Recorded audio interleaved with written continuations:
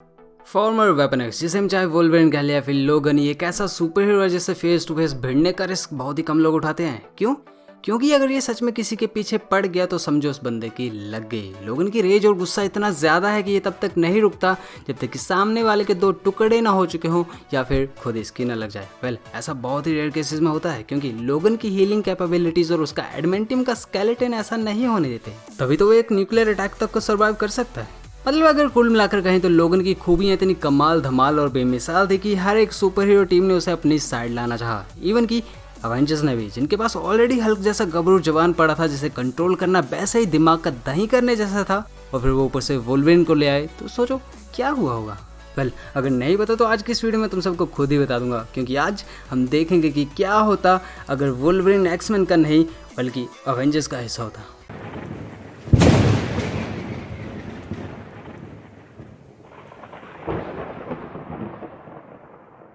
चाहे हम कॉमिक्स की बात कर लें या फिर मूवीज़ की, वोल्वरिन ने कई बार एक्समैन से थोड़े टाइम के लिए ब्रेक लेने की कोशिश की है। क्यों? क्योंकि वो एक लोनर है, उसे अकेले रहना ज़्यादा पसंद है, और सच कहें तो वो एक्समैन ज्वाइन ही नहीं करता अगर उसकी याददाश्त नहीं गई होती। तभी तो एक्समैन फर्स्ट क्लास के टाइम जब चार्ल्स और एरिक लोगन को एक्समैन में रिक्रूट करने आए तो उन्हें ये जवाब मिला था, Excuse me, I'm Eric Lensher. Charles Xavier. Go fuck yourself. And as a matter of fact इस टाइम तक वोल्वरिन की याददाश्त नहीं गई थी, पर फिर भी आखिर में उसे एक्समैन का हिस्सा बनना ही पड़ा। और तुम सबको पता ही है, एक्समैन एक परमानेंट टीम की तरह है जो मिलकर हर दुश्मन का सामना करती है, चाहे खतरा छोटा हो या बड़ा, इससे कोई फर्क नहीं पड़ता। यानी लोगन टोटली टीम में फंस चुका था। वैसे मैं इसे फंसना नहीं कहूँगा क्योंकि वो अपनी मर्जी से एक्समैन में था, पर फिर भी वो टीम छोड़कर कहीं नहीं जा सकता था। लेकिन अगर लोगन अवेंजर्स का हिस्सा होता तो क्या तब भी ऐसा होता? बिल्कुल नहीं, क्योंकि अवेंजर्स एक असेंबल की तरह है। यानी अगर थ्रेट बहुत बड़ा है तभी सारे हीरोज इकट्ठा होकर लड़ेंगे, वरना नहीं। अब मूवीज में देख लो, एज ऑफ अल्ट्रॉन के बाद हल्क और थोर दोनों ही टीम से बिल्कुल गायब थे। आयरन मैन और कैप्टन अमेरिका भी कई बार अपने अलग अलग मिशन पर जा चुके हैं, और डॉक्टर स्ट्रेंज, उसका तो कुछ और ही चला रहता है। मतलब अवेंजर्स किसी बॉन्डेज की तरह नहीं है, एक बार दुश्मन खत्म तो टीम का काम भी खत्म, और फिर सब अपने अपने रास्ते, जो बात एक्समैन में पॉसिबल है ही नहीं। यहाँ सिर्फ एक ही फंडा काम करता है, या तो आप टीम में हो या नहीं, और अगर हो तो आपको लड़ना ही पड़ेगा। मतलब सीधे साधे शब्दों में एक्समैन को छोड़ना लोगन के लिए टीम को अबैंडन करने जैसा होता, लेकिन अवेंजर्स में ऐसा नहीं है।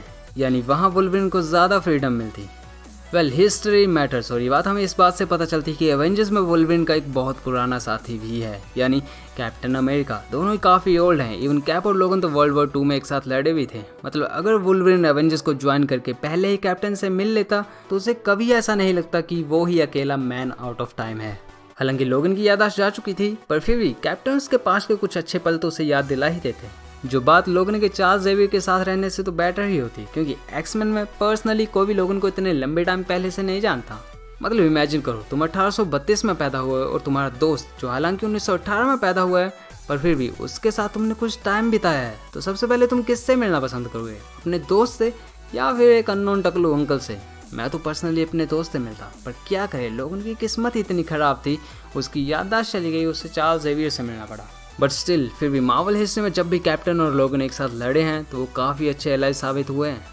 अब तुम सबको चार्ल्स ज़ेवियर की नो किल पॉलिसी तो पता ही होगी। मतलब चाहे कुछ भी हो जाए, तुम्हें किसी की जान नहीं लेनी है। यानी पहले दुश्मन को समझाना है, और जब वो ना माने तब जाके, वो भी आखिर में जब दुनिया बस खत्म होने ही वाली हो, उस टाइम तुम्हें दुश्मन को सच में मारने की कोशिश करनी है। ये लॉजिक है चार्ल्स ज़ेवियर का। मतलब बंदा गांधी जी के आदर्शों को नहीं छोड़ेगा। अब ये बात तो लोगन की पर्सनैलिटी से बिल्कुल अपोजिट हो गई, क्योंकि उसके एडमेंटियम के क्लॉज सब्जियां काटने के लिए थोड़ी ना है। मतलब दुश्मन लोगन के सामने खड़ा होगा तो जिंदा कैसे बचेगा? पर यही बात चार्ल्स ज़ेवियर को बिल्कुल भी पसंद नहीं। इस वजह से लोगन कई बार ऑर्डर्स के खिलाफ भी गया, और यही बात उन दोनों के बीच कन्फ्लिक्ट्स भी क्रिएट कर देती थी। पर क्या ऐसा तब भी होता अगर लोगन अवेंजर्स का हिस्सा होता? बिल्कुल भी नहीं, क्योंकि अवेंजर्स दुनिया को बचाए रखने के लिए दुश्मन को कभी नहीं छोड़ते। या तो उसे पकड़ लेंगे, और अगर ज़रूरत पड़ी तो मार भी देंगे। इवन कई बार तो अवेंजर्स ने अपने ही साथियों को नहीं छोड़ा, जैसा सिविल वॉर में हुआ था। तो मतलब अवेंजर्स में होने पर दुश्मन के सामने लोगन पर कोई भी लिमिटेशन नहीं होती। वोल्वरिन को किसी के भी ऑर्डर्स लेना पसंद नहीं है। इनफैक्ट उसे तो अथॉरिटी से नफरत है। तभी तो चार्ल्स ज़ेवियर के इतने अच्छे लीडर होने के बावजूद लोगन ने कई बार उसके ऑर्डर्स फॉलो नहीं किए, जिस बात ने वोल्वरिन को कई बार मुसीबत में भी डाल दिया। पर जैसा है वैसा है। लेकिन क्या अवेंजर्स में भी ऐसा होता? शायद नहीं, क्योंकि अवेंजर्स कोई हायरार्की फॉलो नहीं करते। हाँ, ऐसा लग सकता है कि आयरन मैन और कैप्टन अमेरिका टीम को लीड कर रहे हैं, पर फिर भी अवेंजर्स का कोई डिफाइंड लीडर नहीं है। क्योंकि टोनी स्टार्क इतने टाइम से हर चीज़ को फंड करता है, लेकिन उसने कभी भी टीम को कंट्रोल करना नहीं चाहा, ना ही कैप्टन अमेरिका ने। हाँ, टीम के काम करने के लिए इंस्ट्रक्शन देनी पड़ जाती हैं, पर उन्हें हम ऑर्डर्स नहीं कह सकते। तो मतलब लोगन जैसे फ्री वर्ड के लिए ऐसा माहौल बहुत ज़्यादा अच्छा होता। लोगन की एक बहुत ही इंसेन बैक स्टोरी रही है और लगभग हर म्यूटेंट के लिए उसका पास्ट इतना माइंड ब्लोइंग रहा है कि पूछो ही मत। इवन कि जब चार्ल्स ज़ेवियर ने वुल्वरिन के उस वॉयलेंट, हॉरिफिक और दर्द भरे पास्ट को देखना चाहा तो वो तो सदमे में ही चला गया था। ये काफ़ी अजीब था, लेकिन लोगन की स्टोरी थी ही इतनी दर्द भरी कि अगर कोई और उसकी जगह होता तो शायद ज़िंदगी से हार चुका होता। लेकिन फिर भी ये सब बातें सिर्फ म्यूटेंट्स को हैरान कर सकती हैं, क्योंकि एवेंजर्स में ऑलरेडी बहुत ही पेनफुल बैक स्टोरी वाले वियर्ड सुपर हीरोज रहते हैं। लाइक थॉर, जो कॉमिक्स में कई लाखों साल का है, उसने तो अपनी ज़िंदगी में पता नहीं क्या क्या देखा होगा। अब मूवीज़ में देख लो, उसकी तो सारी फैमिली मर गई, उसका दोस्त नहीं रहा, उसके भाई को एक मैड टाइटन ने मार डाला, मतलब उसके साथ काफ़ी बुरा हुआ। वहीं डॉक्टर स्ट्रेंज, जिसके हाथ टूट चुके थे लेकिन वो फिर भी ज़िंदगी में आगे बढ़ता रहा। कैप्टन अमेरिका 70 साल तक बर्फ में दफन रहे।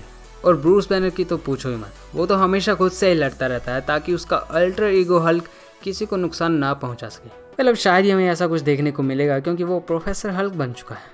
मतलब इतनी डिफरेंट बैक स्टोरी वाले हीरोज़ की टीम में लोगन काफ़ी आराम से फिट हो सकता था। अब गाइस, ये तो हमने देख लिया कि किस तरह अवेंजर्स लोगन के लिए ज़्यादा अच्छी टीम हो सकती थी, पर अब हम जानेंगे उन सारी मुसीबतों के बारे में जो अवेंजर्स को झेलनी पड़ जाती अगर लोगन उनकी टीम में होता। Wolverine is not an easy going mutant. In fact लोगन बहुत ज़्यादा इम्पल्सिव, रफ और हमेशा एजेस पर रहने वाला बंदा है। मतलब अगर तुम लोगन को फालतू में भड़काओगे वो तुम्हें छोड़ेगा नहीं। In short, he doesn't take a shit from anyone, especially Tony Stark से। टोनी के साथ उसकी बिल्कुल नहीं बनती। दोनों के ईगोज हमेशा क्लैश करते रहते हैं और ऐसा होना लाजमी है, क्योंकि एक तरफ हमारा आयरन मैन है जो सबकी बजा सकता है, और दूसरी तरफ लोगन जो लगभग किसी की नहीं सुनता। पर ऐसा भी नहीं है कि वुल्वरिन और आयरन मैन ने कभी एक दूसरे के साथ काम नहीं किया, बल्कि इससे उल्टा दोनों काफ़ी अच्छी टीम बना सकते हैं, पर लॉन्ग टर्म के लिए नहीं, क्योंकि कभी ना कभी तो दोनों में से किसी का माथा गर्म हो ही जाएगा। इसलिए आयरॉनिकली लोगन का ये टेम्परेचर एक्समैन में ज़्यादा फिट बैठता है, क्योंकि वहाँ उसे चिढ़ाने वाला कोई नहीं है। अब अगर इसके अलावा कोई और है जिसे लोगन टोनी से भी ज़्यादा हेट करता है, तो वो है हमारे ब्रूस बैनर जी का अल्टर ईगो हल्क। अब ये केस ऐसा है जैसे एक ही जंगल में दो शेर, कभी ना कभी एक दूसरे को मार ही डालेगा। दोनों वाइल्ड बीस्ट हैं जो सिर्फ इम्पल्स और ब्लाइंड रेज पर चलते हैं। मतलब जब भी दोनों एक साथ आते हैं तो खून खराबा तो होगा ही, क्योंकि दोनों का नेचर सेम ही है। दोनों को कंट्रोल नहीं किया जा सकता, जिसकी वजह से कॉमिक्स में इन दोनों की फाइट तब तक चलती रही जब तक कि लोगन के दो टुकड़े नहीं हो गए। हालांकि लोगन नहीं मरा, पर फिर भी हल्क और लोगन को एक ही टीम में रखना खतरनाक साबित हो सकता है। इसके अलावा लोगन एक टीम प्लेयर बिल्कुल नहीं है। वो फिर से अकेला ही काम करता रहेगा, जो बात अवेंजर्स को किसी बहुत बड़ी मुसीबत में डाल सकती है। तो अवेंजर्स का हिस्सा होना आई थिंक लोगन के लिए पॉसिबल तो है, बट सिर्फ शॉर्ट टर्म के लिए। लॉन्ग टर्म में ये कहीं ना कहीं मुश्किल हो जाएगा। इसलिए शायद एक्समैन ही लोगन के लिए एक अच्छी जगह है, क्योंकि चाहे कुछ भी हो वो उसे समझते हैं, और शायद इसी वजह से लोगन आज तक उन्हीं के साथ है, बिल्कुल एक फैमिली की तरह जो उसे अपनी ज़िंदगी जीने के लिए एक पर्पस देती हो। अब गाइस, आज की वीडियो यहीं पर खत्म होती है, पर जाने से पहले वीडियो को लाइक ज़रूर करना। आज का लाइक एम है सिर्फ 10,000 लाइक्स के लिए। मुझे पता लाइक एम ज़्यादा है, पर लाइक ज़रूर करना, और कमेंट्स में ये ज़रूर बताना कि आपको क्या लगता है, लोगन अवेंजर्स का हिस्सा बन सकता है या नहीं। चैनल को सब्सक्राइब नहीं किया तो सब्सक्राइब भी ज़रूर कर लें। अब मिलते हैं हमारे नेक्स्ट वीडियो में, तब तक के लिए thank you and good bye.